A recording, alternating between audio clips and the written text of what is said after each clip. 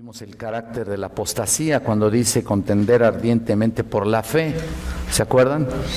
En esta segunda parte del peligro de la apostasía, el carácter de la apostasía, que fue una vez el contender ardientemente por la fe, una vez dada a los santos, dice aquí la Escritura. Luego también vimos importante esto para nosotros, la apostasía a través de la Biblia, como a través de las Escrituras estamos viendo pues la apostasía tan solo con el pueblo de Israel, ¿no es cierto? Tan solo con ellos nos damos cuenta de una terrible apostasía. De hecho, se advirtió, ¿se acuerdan ustedes a los israelitas? Que vimos que no seáis rebeldes contra Jehová. Eso ya era básicamente, son una forma verbal de apostatar, ¿se dan cuenta? Es una tristeza, ¿no? Fueron instados a no abandonar lo que sabían que era verdad y sin embargo ellos se desviaron. Y la apostasía en realidad es eso, es una rebelión contra el Todopoderoso, contra el Señor, a quien una persona dice conocer y amar y estar y saber quién es Él, y sin embargo no hacer lo que Él dice, ¿no? Qué terrible. Entonces los israelitas fueron esto una y otra vez a través de la Escritura. Decíamos la vez pasada que a través de la Escritura vemos su rebeldía cada momento. Venía un profeta a hablar de las Escrituras, a hablar lo que Dios le había revelado, y venía también a reprenderlos, ya no solamente a dar un mensaje que Dios tenía preparado para ellos, sino también a reprenderlos. Y luego venía un juicio, y ustedes saben, a través de todas las formas de que ellos estuvieron, se me olvidó la palabra, bajo otro reinado, ¿cómo se le llama? Bueno, esclavizados, en fin, no, es otra palabra, pero bueno, en fin. ¿Cómo? Subjugados. Sí, estuvieron básicamente esclavizados en otro pueblo, con Babilonia, y todo eso fue juicios, cautivos, todo eso fue juicio para ellos, por ser rebeldes, por no obedecer la palabra de Dios. Y eso es terrible, ¿no? Y luego también lo podemos ver en el Nuevo Testamento. ¿Se acuerdan ustedes que la palabra es usada, la palabra apostasía? Dijimos que solamente 2 veces es usada la palabra apostasía. 2 veces. Una cuando Jacob enfrenta a Pablo en Jerusalén, y luego también los judaizantes. La apostasía aquí era que los judaizantes en Hechos 21:21 diseminaban informes falsos de que Pablo enseñaba a los creyentes judíos que abandonaran su herencia cultural, ¿se acuerdan? Y los judaizantes en particular fueron una amenaza terrible para la iglesia. Fueron terribles, se infiltraron dentro de la iglesia y querían de alguna manera seguir cumpliendo los reglamentos y los ritos del Antiguo Testamento, de las leyes y ceremonias, y también seguir a Cristo. Entonces dice Pablo, no, eso no es así. Entonces, la apostasía es una señal muy notoria que está sucediendo en forma general, pero que será más específica y más detallada cuando entre el hombre de pecado, el hijo de perdición o el cuerno pequeño. ¿Se acuerdan que hablábamos de Daniel, que en Daniel 7:8, a quien él le llama la bestia? En Apocalipsis vimos el capítulo 13, del 2 al 10, simplemente el anticristo, ¿no? Va a ser peor, se va a desatar peor. El concepto de apostasía entonces se observa muchas veces cuando la palabra en sí no es usada en sí. O sea, ¿sí me explico? No, tal vez no dice claramente la palabra apostasía, pero se da a entender. Por ejemplo, cuando dice algunos de los discípulos de Jesús volvieron atrás y ya no andaban con él, esa es una forma de apostatar. Fíjense nada más en Juan 6:66. Dieron sus espaldas al Señor, se alejaron de Jesús, no quisieron escuchar, las demandas de Jesús eran tan altas y el compromiso era tan fuerte que básicamente dijeron, no, mira, eso es mucho para nosotros, ¿no? Y así pasa, ¿no? Así sucede actualmente, así pasa con muchas personas que se acercan a la iglesia, se acercan a conocer. Esta mañana les decía yo a los hermanos, servidores, les decía, vamos a buscar la manera de que aquellas personas que vienen por primera vez, ustedes saben, nuestra iglesia constantemente están viniendo personas que vienen por primera vez, etcétera, etcétera. Y yo les decía, vamos a retener a esa gente. Ustedes tienen el deber de retener a esa gente, entablar una comunicación y saber qué es lo que, por qué no se quedan, ¿no? Ustedes saben que muy poca gente se queda, ciertamente sigue creciendo en esta iglesia, gracias a Dios, pero hay muchos que vienen y no se quedan. ¿Por qué? ¿Y saben una cosa? Porque ven el compromiso muy fuerte. Cuando están enfrentándose a la palabra de Dios y están enfrentándose realmente a la doctrina que predicamos y enseñamos, entonces dicen, no, mejor así no me llevo, mejor tiene que ser más pausado esto, sin tanto compromiso, me voy pianito, ¿no? Algunos de los discípulos por eso decían que ya no querían, se habían vuelto para atrás. Sucede lo mismo actualmente, y ese es el punto. Estuvimos hablando de 1 Timoteo 4, del 1 al 3, ¿se acuerdan ustedes? Esa parte nosotros en cierto sentido ya lo habíamos enseñado, ya lo habíamos repasado un poquito. 1 Timoteo 4, del 1 al 3 dice, pero el Espíritu dice claramente que en los postreros tiempos algunos apostatarán de la fe, ¿se acuerdan? Escuchando espíritus engañadores y doctrinas de demonios por la hipocresía de mentirosos que, teniendo cauterizada la conciencia, prohibirán casarse y mandarán a abstenerse de alimentos que Dios creó para que con acción de gracias participasen de ellos los creyentes y los que han conocido la verdad, porque todo lo que Dios creó es bueno y nada es de desecharse si se toma con acción de gracias. Ya vimos este pasaje en un aspecto introductorio, ¿se acuerdan? Antes de entrar en la fase de versículo a versículo en Judas, estuvimos viendo esta parte muy importante. Muchos falsos maestros que ocupan actualmente los púlpitos, actualmente alrededor del mundo, usan el lenguaje de Dios, hablan acerca de Cristo y promueven el amor, pero sin embargo Dios dice que son mentirosos e hipócritas. Una cosa que se me quedó a mí grabada hace tiempo es que cuando estás hablando y predicando la palabra de Dios, pero no eres hacedor de la palabra de Dios, te conviertes realmente en un hipócrita, en un falso. Mira, no es necesario dar una falsa doctrina, tan solo tu propia vida, ¿qué revela? Y ese es el punto. Aquí, por mucho que estemos hablando de la doctrina, si mi propia vida dice otra cosa, entonces soy un falso, ¿te das cuenta? Si no está respaldada por mi actitud, mi vida ejemplar, obvio, sigo cometiendo pecados, como todos, ¿no? Pero en este sentido pierdo la irreprensibilidad, ya no soy irreprensible. En otras palabras, si yo cometo un pecado, mejor dicho, estoy enseñando muy bien, pero resulta que mi vida no demuestra lo que enseño, entonces soy un falso, soy irreprensible. Ese es el problema.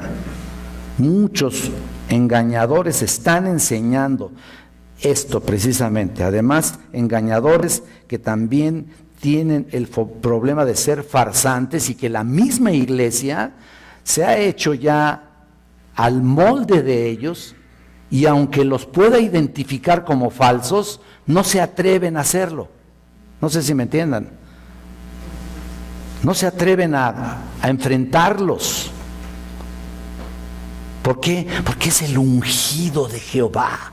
¿no? El ungido nadie lo toca. Por favor, somos como cualquier otro. Quieren aparentar una distinción por arriba de la congregación cuando en realidad somos siervos de ustedes, somos siervos de Dios.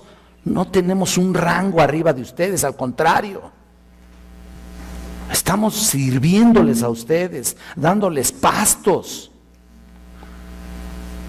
¿En dónde está la distinción? Desde luego la Biblia nos marca que obedezcan a los pastores, ¿no? Pero no quiere decir que por ser nosotros jefes o por ser nosotros directores o estar en un rango superior. Para nada. Somos ovejas también del Señor y tenemos los mismos problemas que tú. Es más, hasta podemos tener peores problemas que tú. Enfrentamos a veces tentaciones que tenemos que desechar, peores que ustedes. En muchas ocasiones, peores.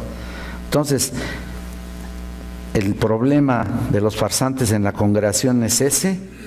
Las mismas ovejas ni siquiera se atreven a tocarlos.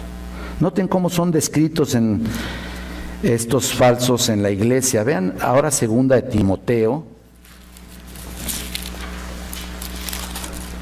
2 de Timoteo capítulo 4.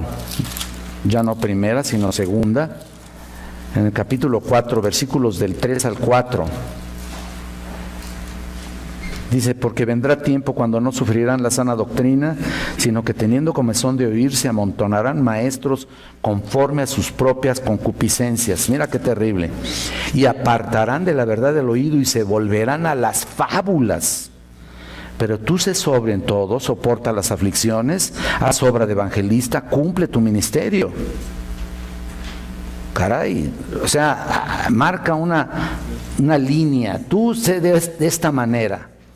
Ellos son así, tú sé de esta forma. No sé de una pieza, sé determinante en tu manera de expresarte, en tu manera de estudiar, en tu manera de enseñar. Una situación similar ocurría en los días de Jeremías. ¿Se acuerdan? Los profetas profetizaban mentira. Hablaban tonterías. Y los sacerdotes dirigían por manos de ellos, y mi pueblo así lo quiso, dice Jeremías 5:31, si lo quieres apuntar para que luego lo cheques. Los profetas profetizaron mentira y los sacerdotes se dirigían por manos de ellos, y mi pueblo así lo quiso. Wow. Eso es lo que les estoy diciendo. Las ovejas de hoy así lo están permitiendo. Es increíble que las ovejas se traguen todo lo que esos falsos están enseñando. Es increíble. Es increíble que yo no pueda venir a la Escritura y decirle a uno de ellos, oye, por favor, tú no estás enseñando lo que aquí dice. ¿Por qué lo haces? No se atreven. Pero ¿saben una cosa? Lo mismo que sucedía en el pasado, sucede actualmente. La gente prefiere la mentira antes que la verdad, la apostasía antes que la fidelidad. Esa es la tristeza más grande que está en mi corazón. Es como lo que ocurre con nuestra sociedad, ¿no? También lo mismo sucede, es una influencia de la misma parte de la vida que estamos en esta sociedad. La gente vive contenta con su mentira, ¿no? Para todo hay engaño. Lo que te promueven, lo que te enseñan, lo que te dicen una cosa y a la mera hora resulta otra, ¿no es cierto? Cuando te venden un producto, te venden una cosa, te promueven algo y resulta que no es así. Así se maneja la gente. Desde los más altos niveles hasta los más bajos, la mentira prevalece. Y no se diga, y no es por hablar, pero no se diga en la política, ¿no? Así todo eso se infiltra en la iglesia, esa misma influencia, esa misma forma de pensar, ese mismo estereotipo de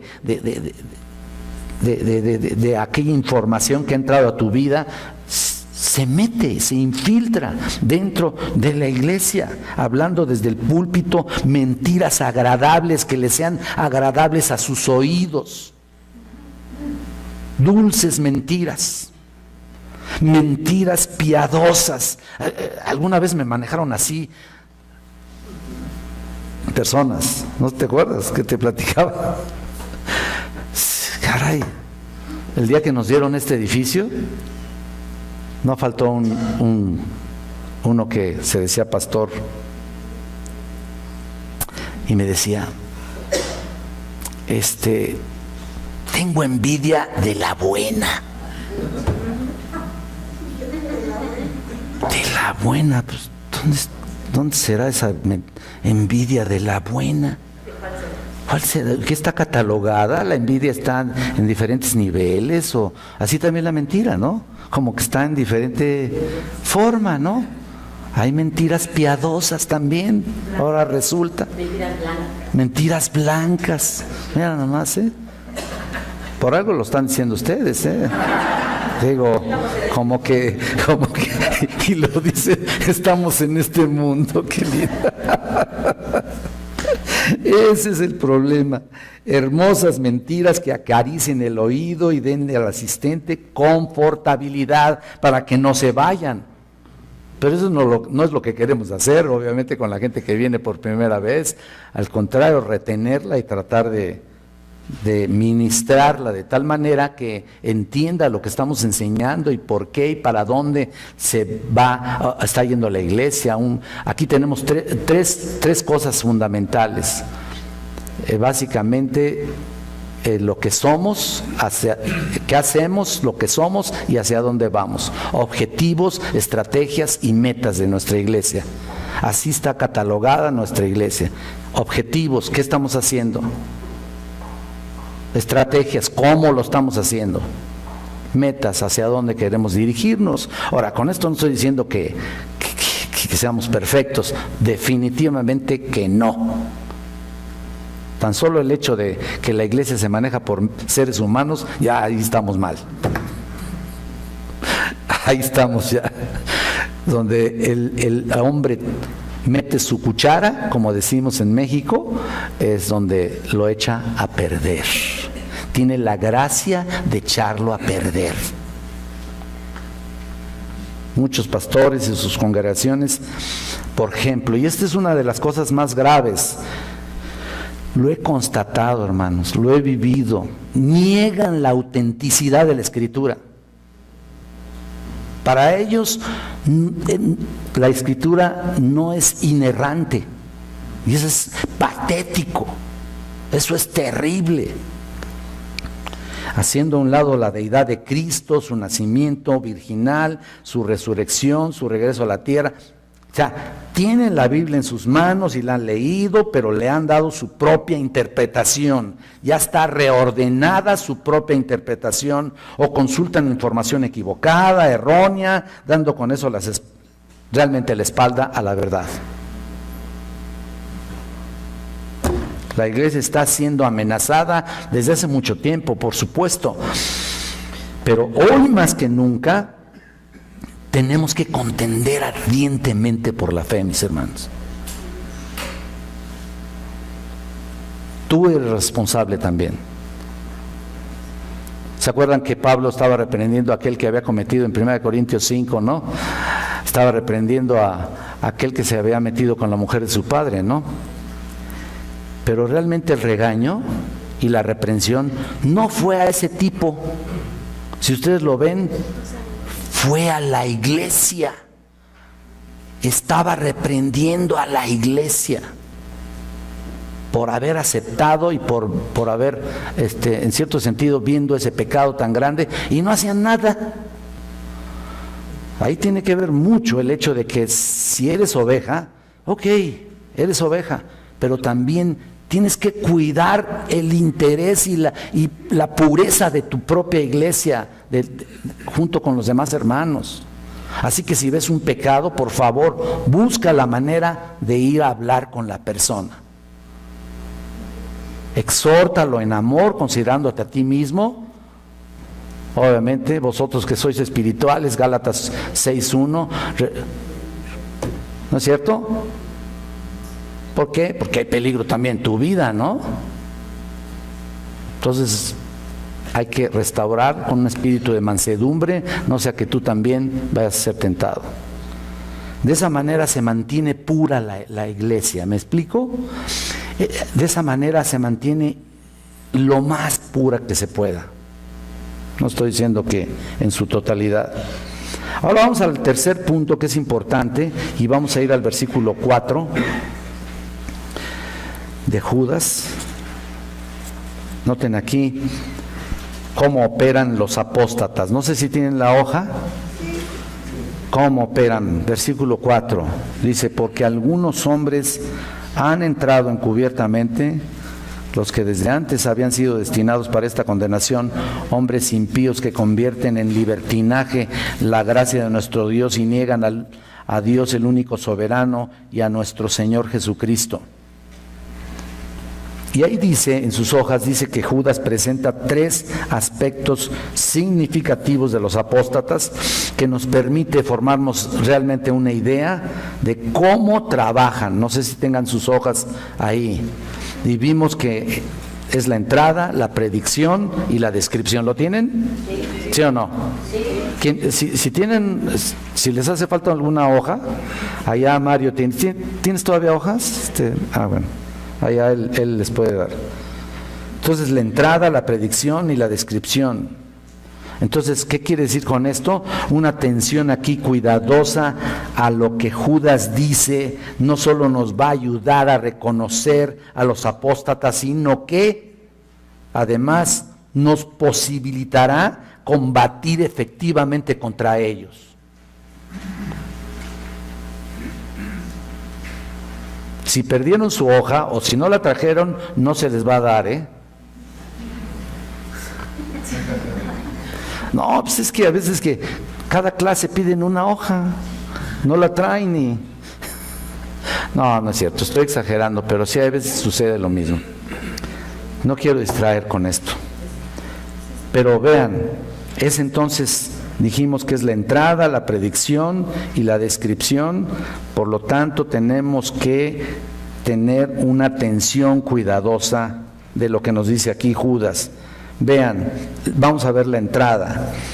Judas dice que algunos hombres han entrado encubiertamente. ¿Lo están viendo? Ok, los apóstatas se van a introducir, se están introduciendo en las iglesias, en los seminarios, en las escuelas cristianas. Se infiltra así como un veneno, como un virus, como una bacteria, se infiltra en las denominaciones y al final sucede que debilitan la iglesia, empiezan a dudar, por supuesto, y a hacer dudar a otros incautos por ahí de la veracidad y el poder de Dios por medio de la Escritura. Debilitan la iglesia como consecuencia de la confusión de sus falsas enseñanzas. Son personas que entran sigilosamente, a hurtadillas, se pudiera decir. ¿Me entienden? Como cuando sales, no quieres despertar a nadie. Así, con mucho cuidado. Son personas que entran también por la puerta lateral, ¿te acuerdas? El que entra por la puerta, que no entra por la puerta del redil de las ovejas, ese es el ladrón y salteador, ¿te acuerdas? Ahí está el apóstata, ahí está el falso maestro. En la literatura extrabíblica, la palabra apóstata se usaba para referirse al criminal exiliado y que luego buscaba nuevamente introducirse sigilosamente o secretamente en su país. Legalmente se usaba esta palabra para describir una persona que en forma muy hábil, astuta, defendía un caso. Estos apóstatas son la falsificación satánica que se coloca al lado de los verdaderos cristianos. Ahora, tampoco es para que te estés ahí, nomás estés así viendo, pues quién será, ¿no? Aquí, ¿no? No, les recomiendo que no hagan eso, hermanos. Tampoco es para andar en la cacería de brujas, como decimos, ¿no? Pues sí, a ver ¿dónde estará? Y andas observando a alguien, hizo algo que no me gustó, y y lo andas checando ahí como detective. No hagas eso, por favor. Deja que Dios lo descubra en su momento, ¿no? Si andas nomás checando y ay, ahora vino de zapatos negros que no combinan con el... Es que así hay gente, así luego que le das esta clase y esta prevención y los previenes de esto, al ratito están observando cosas tontas. Entonces, son la falsificación, escucha, satánica que se coloca al lado de los verdaderos cristianos para debilitar la iglesia. Cuando la iglesia sufre persecución, en realidad sucede que se purifica, pero es dañada tremendamente por la apostasía. Por eso digo que nos hace falta una persecucioncita por ahí para purificar aquí el rebaño. Pero mira, de alguna u otra manera, cada uno de nosotros, los verdaderos hijos de Dios, estamos siendo perseguidos de alguna forma. Por pequeña que sea, te critican, te señalan, te ofenden, algo pasa. ¿Por qué? Porque realmente eres un hijo de Dios y no eres bienvenido a este mundo, pues. Tú eres una persona especial, tú eres una persona espiritual. Y sencillamente el hecho de estar junto a una persona inconversa ya lo incomodas, no está a gusto contigo. Ese es el problema. Entonces, miren, Jesús al respecto advirtió de los apóstatas. Vamos a Mateo, por favor, 7. Advirtió mucho acerca de estos falsos. 7:15 dice: guardaos de los falsos profetas que vienen a vosotros con vestidos de ovejas, pero por dentro son lobos rapaces. Tremendo, ¿no? Estos ya no, mira, ya no engañan disfrazándose de ovejas, sino se disfrazan de pastores. Eso es lo peor. Promueven la puerta ancha y el camino espacioso y mira, todos nos vamos a ir al cielo, ¿no? Qué lindo. ¿Se acuerdan que les comentaba yo, no sé si les comentaba, de uno que por ahí andaba y le decía a alguien: oiga, pastor, pues yo estoy cayendo con mi novia en fornicación. No importa, pues arrepiéntete, le decía a él. Pero si vuelvo a caer, pues te vuelves a arrepentir. Y así, con una facilidad, así con una forma tan sencilla y tan simple que resolvía las cosas. Bueno, pues este hombre, no es para dudarse de que era un falso, terminó divorciándose y se fue con la del coro, ¿no? Literal, se fue con la del coro. Entonces, también Pablo advirtió a los efesios, ¿se acuerdan? Porque yo sé que después de mi partida entrarán en medio de vosotros lobos rapaces que no perdonarán el rebaño. Ese es el punto, no lo perdonan. Esto significa que cuando alguien es descubierto como tal, generalmente comienza a hacer bandos, buscar aliados, buscar gente que esté de su lado. Y si tú no estás preparado, si tú no te has discipulado, si tú no has tomado la doctrina en serio en tu vida, desgraciadamente te vas a hacer de su lado. Es terrible. Es terrible. Buscan aliados y terminan dividiendo la iglesia. Pedro también lo describió así. Vayamos a Pedro, a segunda de Pedro, que describe también a los apóstatas como falsos maestros. Todo el capítulo 2 es patético, es terrible. Todo el capítulo 2 de Pedro, vean en el 1 y el 3, pero hubo también falsos profetas entre el pueblo, como habrá entre vosotros falsos maestros, entre vosotros. Mira, no necesitamos importarlos, entre vosotros, que introducirán encubiertamente herejías destructoras y aún negarán al Señor que los rescató, atrayendo sobre sí mismos destrucción repentina. y muchos seguirán sus disoluciones. ¿Te das cuenta? Por causa de los cuales el camino de la verdad será blasfemado, y por avaricia harán mercadería de vosotros con palabras fingidas. Sobre los tales ya de largo tiempo la condenación no se tarda y su perdición no se duerme. ¡Qué terrible! Por avaricia. Eso está de moda, caray. ¿Cuánta gente busca la manera de sacar provecho y exprimir a las ovejas y hostigarlos, ahorcarlos de tal manera que te caigas con todo lo que tienes, ¿no? Pedro predijo la apostasía a gran escala, y ya por mucho tiempo Judas escribe, solo pocos años, es decir, pocos años después de lo que Pedro aquí también escribe, y se mostraba el comienzo de esa desviación de la verdad. Había algunos hombres que secretamente se habían introducido y comenzando a corromper. ¿Se acuerdan del gnosticismo?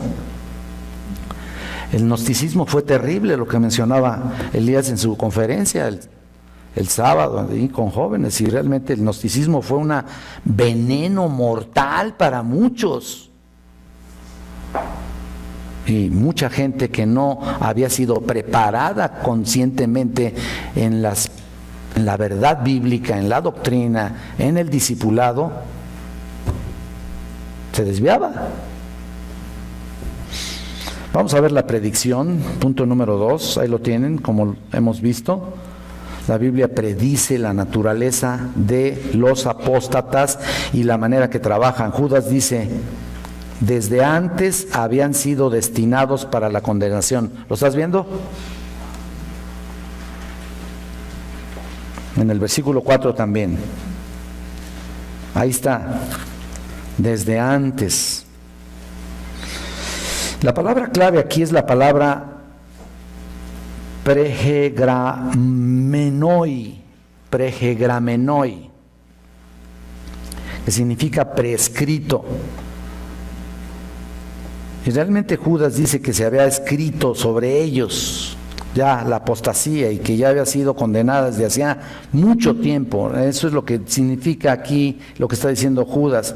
No nos debería sorprender entonces la apostasía. Dios dijo desde el principio, que los apóstatas aparecerían en el escenario de una manera más eficaz, cada vez más. Mira, sinceramente, mientras más ignorancia haya, es peor. Es peor. Y ahí está, Judas menciona la profecía de Enoc en la séptima generación de Adán, en la que describe el juicio de Dios sobre los apóstatas. En el versículo 14, mira, dice: de estos también profetizó Enoc, séptimo de Adán, diciendo: he aquí vino el Señor con sus santas decenas de millares para hacer juicio contra todos y dejar convictos a todos los impíos de todas las obras impías que han hecho impíamente y de todas las cosas duras que los pecadores impíos han hablado contra él. Terrible. Estos versículos los vamos a estudiar más adelante, son muy interesantes. Y sí, es importante ver que desde el comienzo, aquí estamos viendo en el tiempo de Enoc y en años recientes, en lo que Pedro dice, como en los que transcurren entre ellos, Dios ha escrito de antemano la condenación de la apostasía. Ningún apóstata puede alegar ignorancia. Incluso saben. Había un libro que se me quedó grabado hace muchos años. Perdónalo, Señor, porque sí saben lo que hacen. Ellos están conscientes de que no están enseñando lo correcto. Y miren, sinceramente, el hecho de pararse aquí atrás de un púlpito no es nada fácil. Realmente es de mucho temor que vayamos a decir algo que no esté correcto. De veras. Cada vez que alguien habla en nombre de Dios, debemos evaluar su mensaje. Y eso es lo que debemos hacer. comparándolo con la palabra de Dios. Si la enseñanza de una persona contradice las Escrituras, sabemos que su mensaje no viene de parte de Dios y que esa enseñanza es falsa. Y yo aquí, por eso también les digo, si su vida no refleja lo que realmente está enseñando, por favor, es una persona que no debes escuchar.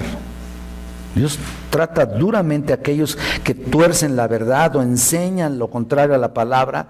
Por supuesto, algún día estarán delante del Señor dando cuentas, pero ciertamente hay muchos que todavía no les ha pasado nada.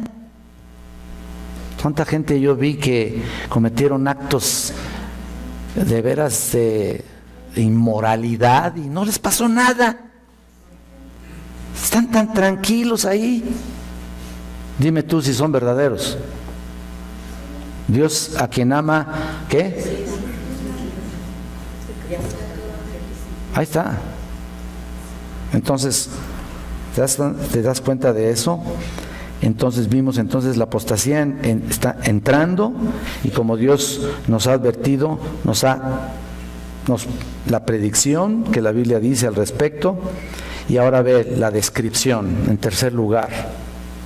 Al describir la verdad respecto a los apóstatas y cómo opera, Judas menciona 3 cosas aquí, tan solo en esta frase, que es muy importante.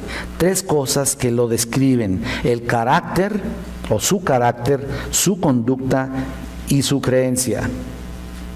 Vean, el carácter. En primer lugar dice aquí que son hombres impíos. ¿Lo estás viendo en la hoja?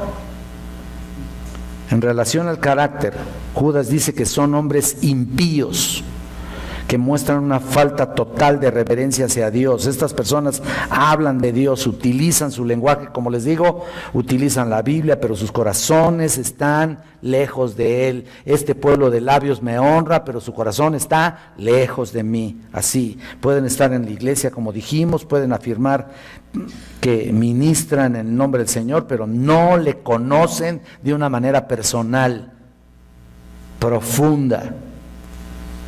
Su carácter los delata tremendamente, al igual que Simón el Mago, ¿se acuerdan? Hechos 8. Están en la iglesia por lo que pueden conseguir en un momento determinado, lo que pueden sacar de la iglesia, ¿no? El provecho que pueden sacar, pero no en el sentido espiritual, de otra manera. Mira, llámesele dinero, llámesele, buscan atención para ellos mismos, incluso son protagonistas en todos los sentidos, quieren la atención para ellos quieren que se centre la atención, y por eso ellos nunca tienen ancianos, no tienen pluralidad de líderes. Ellos se erigen como pastores principales. Eso es una mentira. Dios nunca estableció un solo pastor como cabeza principal de una congregación. Si no hay pluralidad de líderes, entonces aquel que se está erigiendo como pastor, cuidado con él. Así estábamos nosotros, pero teníamos una ignorancia terrible. Y no lo dudo cualquiera de ustedes en sus iglesias antes de que vinieran a esta. Ahí está Simón el Mago. Y en relación a la conducta, también Judas dice que convierten en libertinaje la gracia de nuestro Dios. Aquí dice, convierten en libertinaje la gracia de nuestro Dios. Y mira, ¿esto qué se refiere? Se refiere aquí a vicios, inmoralidad secreta. ¿Te das cuenta? Y por supuesto una doble vida, como les estaba yo diciendo. Describe a una persona que ha perdido todo honor, decencia y vergüenza, descarados. Y llega el momento en que no le importa quién pueda ver su pecado, su inmoralidad. Como nadie les va a decir nada, y llega a cometer cualquier acto vergonzoso porque ha perdido toda vergüenza. Hay pastores que han caído en adulterio y a los 3 meses ya son puestos otra vez en el ministerio, por favor.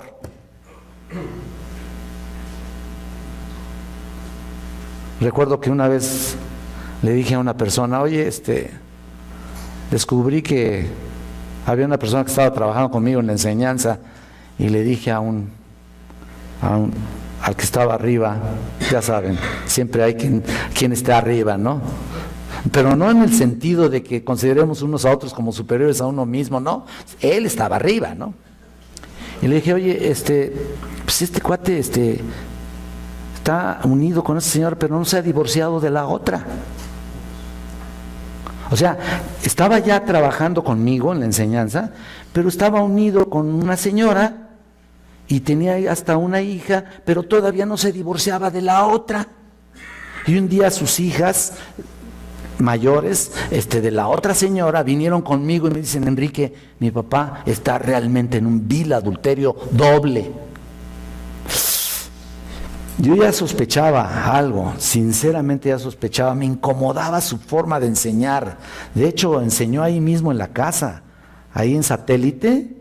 Cuando yo vivía en Satélite, yo enseñaba de un lado y él enseñaba de otro lado, porque había mucha gente. Tenía un estudio muy grande. Pero me incomodaba su forma de enseñanza. Y entonces le dije, oye, ¿me podías dar tu acta de divorcio? Miren, se puso pálido así, como muerto, ¿no? Dame tu acta de divorcio. Entonces ahí descubrimos que este cuate no se había divorciado de la otra señora. Qué terrible. Y cuando fui con el jefazo, bueno, digo, pues, sí, el jefe. No me estés haciendo señas tú. Fui con el jefazo y le dije, oye, sucede esto y esto. Ah, dice, que no dé clase. ¿Pero cuánto tiempo? Ah, es unas 3 semanas.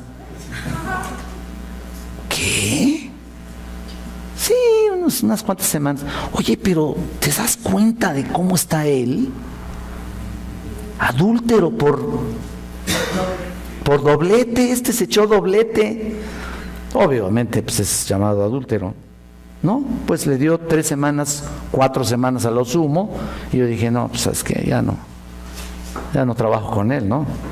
Entonces, vean, este tipo de personas se les hace muy fácil entrar y salir por la puerta ancha, o mejor dicho, brincarse las trancas. Se les hace muy fácil luego introducirse y empezar a coquetear con alguien, porque la iglesia no les dice nada.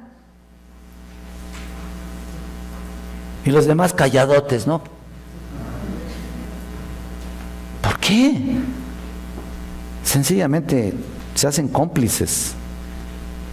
Así determino yo a la gente que no exhorta a los demás hermanos. Se hacen cómplices de ese pecado.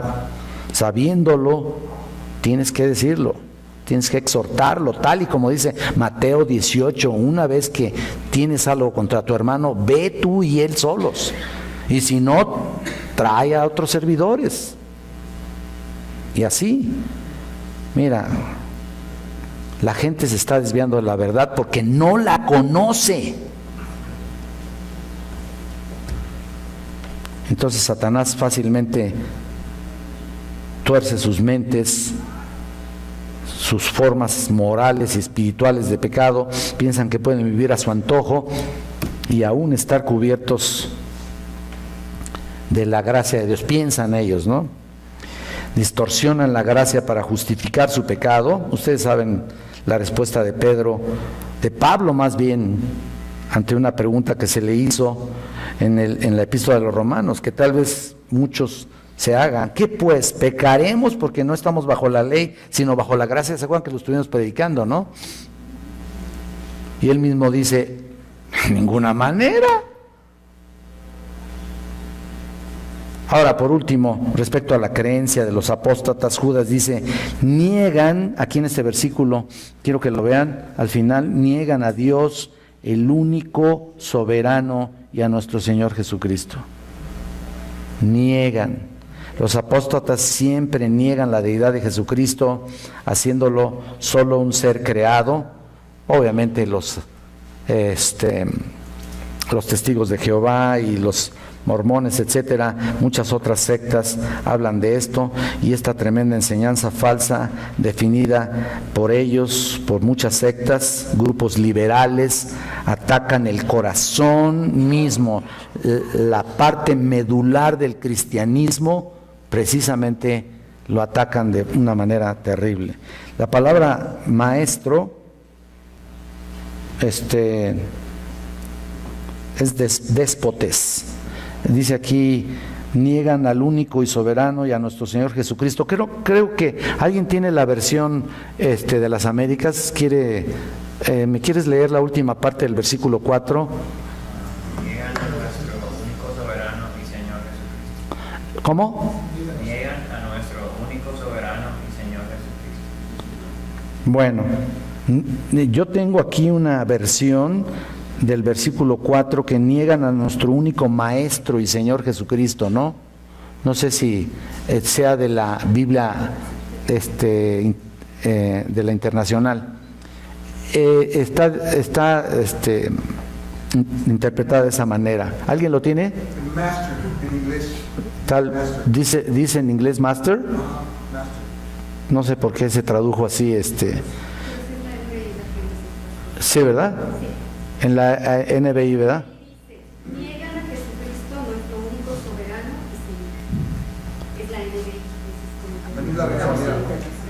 No, sí, pero estaba yo buscando porque yo la traduje aquí como niegan a nuestro único Maestro y Señor Jesucristo. El caso es de que ahí aparece la palabra déspotes o despotes, de donde obtenemos la palabra déspota.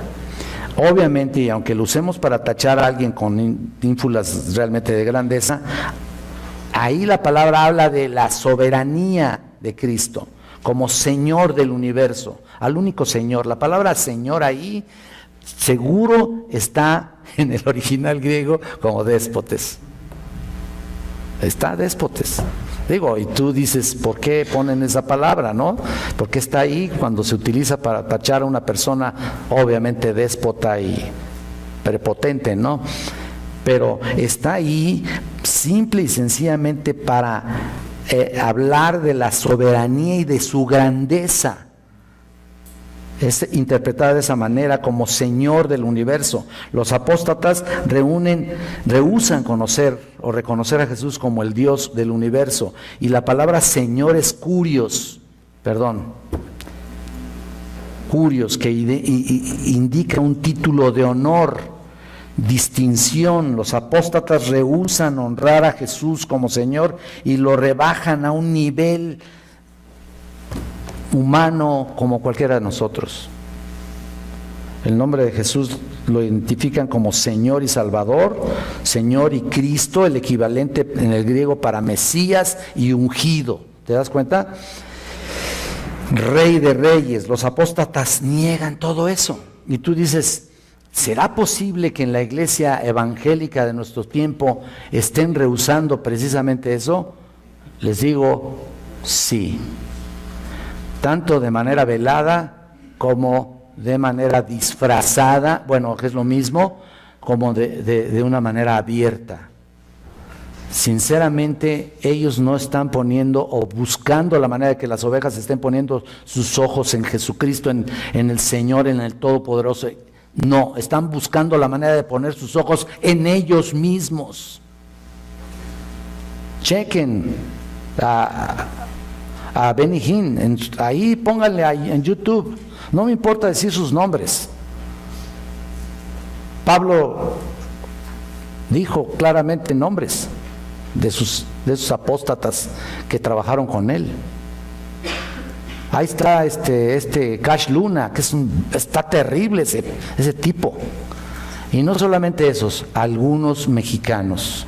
Pero como a lo mejor ustedes no me van a dar permiso de decirlo, no lo digo. Pero hay muchos mexicanos, latinoamericanos también. ¡Uy, latinoamericanos! Están terribles, terribles. Así que, por cierto, los invito a uno de los días, yo les voy a decir cuándo, viene Steve Lawson para la próxima semana, y va a hablar precisamente algo de fuego extraño. Está tremendo. Va a estar trabajando con nosotros con los profesores y también con algunos exalumnos que quieran incluirse, pero va a haber un solo día que va a estar abierto para todos y va a hablar precisamente de su participación en las conferencias de fuego extraño. Va a estar muy, muy bueno. Así que les invito, vamos a hacer una oración, vamos a terminar y nos preparamos para nuestra reunión dominical.